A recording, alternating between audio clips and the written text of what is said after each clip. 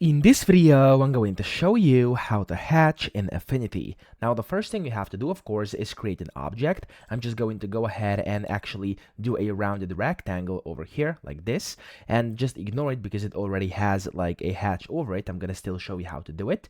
You then want to go to this tool over here, which is called the fill tool, and you want to select that specific object. When you do that up top over here, so let me select it, click on the object to select it.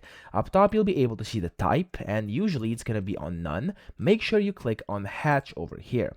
When you do this, it's going to give you kind of a hatch pattern over here, which you can navigate around like this. So as you can see, you can move it however you want and make it as small or as big as you actually wish. And you could also like change directions, etc. There's a bunch of different things you can do with this. And up top, you could also go ahead and click on hatch pattern over here. You could go ahead and select different lines, even add lines if you want to, and then you could add the shift over here. That's completely up to you. You can customize this however you want. And then here you also have the option to do colors. So you could of course recolor these. You could use these swatches, the gradient, etc.